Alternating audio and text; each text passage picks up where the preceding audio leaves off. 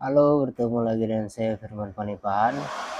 Ada satu berita yang menarik ya. Erlangga mundur dari ketua umum Golkar, peta pilkada berubah. Pertanyaan ini tentu sebelum kita membaca beritanya ya, tentu secara intuitif kita bisa menjawab tentu akan ada perubahan karena ada aura baru yang akan mengganti, ada sosok, ada watak, ada kepala dan ide baru yang akan masuk tentunya. Apalagi kalau kita melihat ada kasak kusuk yang terjadi sebelum mundurnya Erlangga, tentu bukan hal yang kebetulan atau Erlangga tiba-tiba mengundurkan diri tanpa sebab. Pasti semua itu diakibatkan oleh suatu yang besar gitu ya. Sehingga kalau kita membaca beberapa berita sebelumnya, ya sebelum berita ini, ada Erlangga itu mengatakan begini, dia mundur itu disebabkan demi keutuhan, demi keutuhan organisasi dan keutuhan pemerintahan ini. Berarti ada hal-hal yang besar gitu ya. Persis ya. Semua orang yang dekat dengan Jokowi itu akan bermasalah pada akhirnya. Su'ul khotimah ya. Kita lihat partai PDIP, partai PDIP, PDI Perjuangan ya, yang hari ini itu habis-habisan dikejar-kejar KPK dan kasus-kasus yang membututinya selama ini. Suatu hal yang sangat menarik. Semua yang dekat dengan Jokowi dan mereka yang menganggap remeh Jokowi, kecuali presiden yang akan datang ya, Prabowo Subianto, saya melihat beliau betul-betul belajar dari kekalahannya 2 kali melawan Jokowi. Pada akhirnya dia ikuti cara politik Jokowi. Oke, mari kita baca ya. Tempo.com, Ketua DPD Golkar NTT Immanuel Melkiades Lakalena mengaku baru mendapat informasi dari DPP Partai Golkar terkait mundurnya Ketua Umum Partai Golkar Erlangga Hartarto. Dia mengaku terkejut mendengar kabar itu.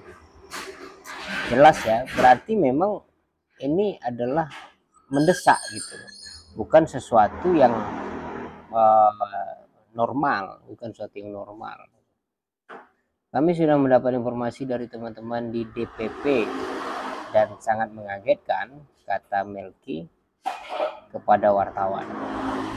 Hari ini ya, dia katakan 11 Agustus. Jadi walaupun hari Minggu, politik itu tidak pernah libur. Beda dengan PNS ataupun sekolah ataupun kantor-kantor ya. Jadi politik itu 24 jam aktif. Jadi mereka yang masuk partai itu luar biasa. Mereka tidak boleh kita anggap remeh ya.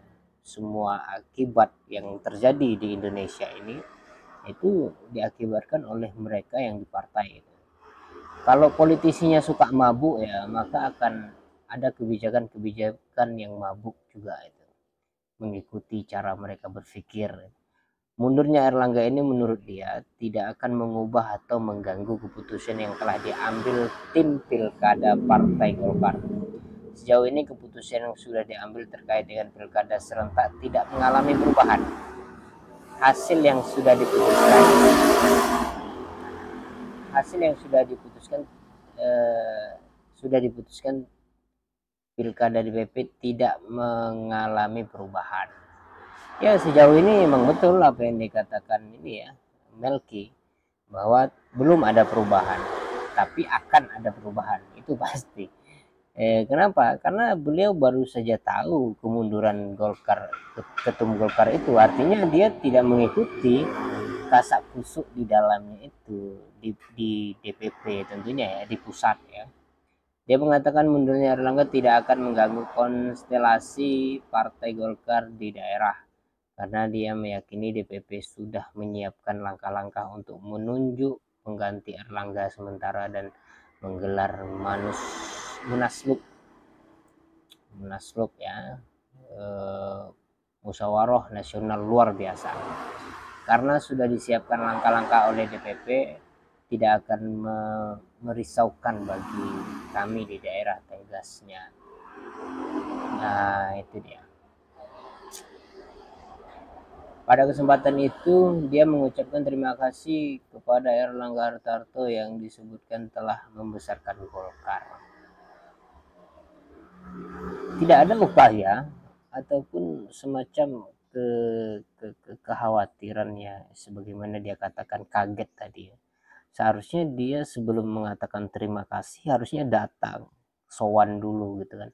Tapi dia sudah menjawab di awak media terima kasih. Tentu kecurigaan kita sebagai pembaca itu bertambah besar.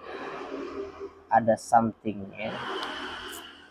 Saya mencurigai ada orang yang akan turun ini, yang akan menjadi mantan presiden ini.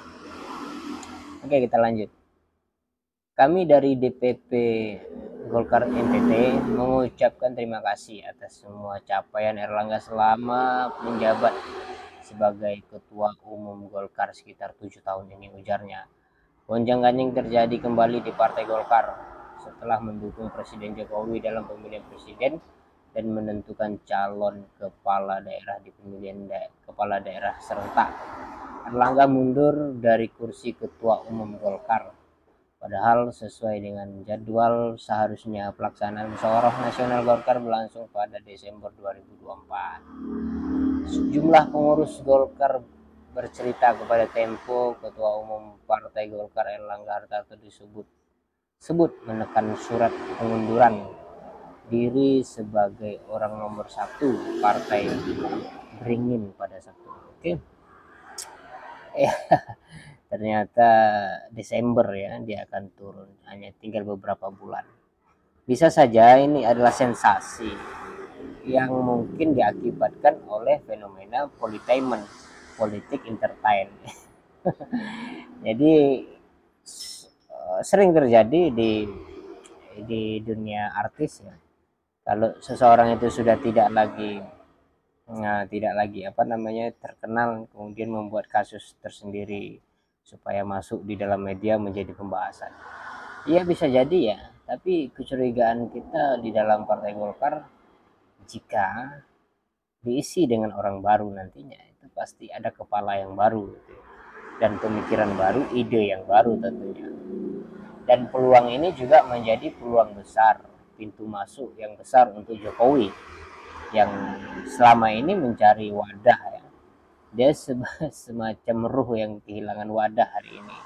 Ruhnya itu adalah PDIP, tapi wadahnya tidak lagi di PDIP. Sementara PDIP menjadi musuh di dalam politik. Itulah kira-kira kemajuan politik kita hari ini. Terima kasih.